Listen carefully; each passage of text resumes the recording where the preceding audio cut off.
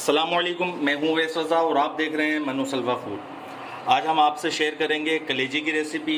बहुत ही मज़ेदार बन के तैयार होती है, पूरे साल भर इसका इंतज़ार किया जाता है। हमने कुर्बानी ईद के दूसरे दिन करी थी, कलेजी हम ईद के तीसरे दिन बना रहे हैं और मसालेदार कलेजी तैयार होगी इंशाल्लाह। इस रेसिपी को ज़रूर ट्राई करिएगा और लाइक और सब्सक्राइब भी कर दिया करें, बेल आइकन के बटन को भी दबा दिया करें ताकि मेरी हर नई आने वाली वीडियो की नोटिफिकेशन आपको बआसानी मिल सके। चलें अब रेसिपी शुरू करते हैं। आधा पाव हमने दही ले लिए, इसको अच्छी तरीके से फेंट लिया है, वो इसमें हम डाल देंगे क्योंकि हम इसे तकरीबन 15 से 20 मिनट के लिए मैरिनेट होने के लिए रखेंगे। लहसुन अदरक का पेस्ट डालेंगे इसके अंदर तकरीबन 3 चम्मच और कलेजी हमारी तकरीबन 1 किलो होगी। आधा चम्मच इसमें कुटी हुई मिर्चें डालेंगे, आधा चम्मच गरम मसाला डालेंगे, खुला कलेजी मसाला डालेंगे इसमें,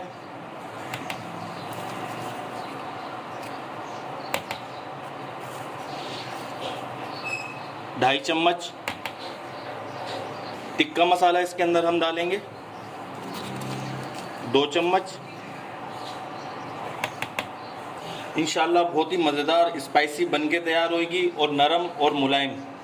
हाथ से मैं इसको नहीं कर सकता क्योंकि बकरा ईद के टाइम हमने गोश्त बनाया, जिसकी वजह से हमारे हाथ पे कट लगे हुए। हाथ से मिक्स नहीं करूँगा क्योंकि मैं हाथ से ही मिक्स करता हूँ, इसका जायका ही बड़ा लाजवाब बन के तैयार होता है। अब इसको हम 15 से 20 मिनट के लिए मैरिनेट होने के लिए रख देते हैं फ्रिज में। ये देखिए माशाल्लाह 15 मिनट के लिए हमने इसको फ्रिज में रख दिया था मैरिनेट होने के लिए। अब इसको हम फ्राई करेंगे।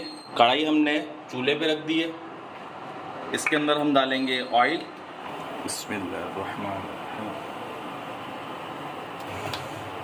ऑयल को हल्का सा गरम कर लेंगे।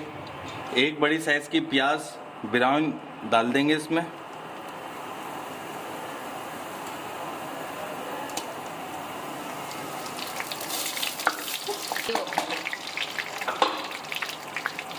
अब इसमें हम कलेजी डाल देंगे।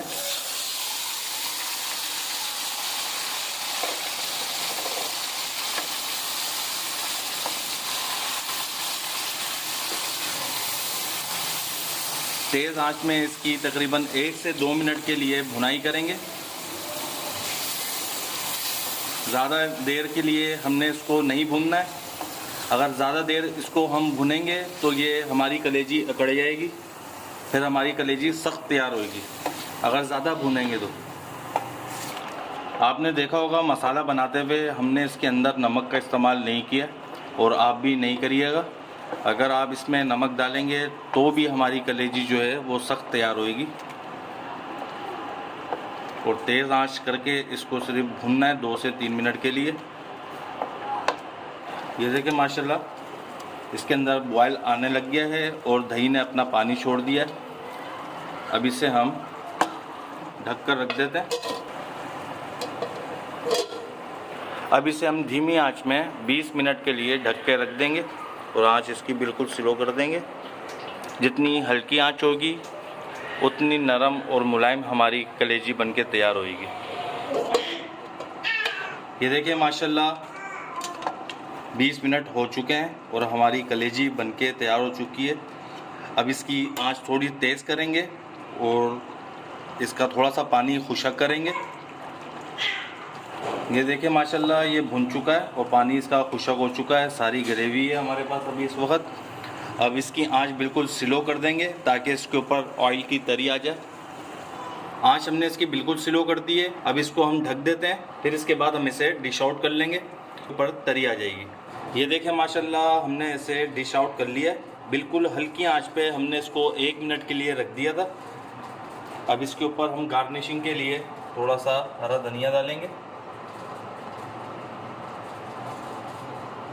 और ये नींबू।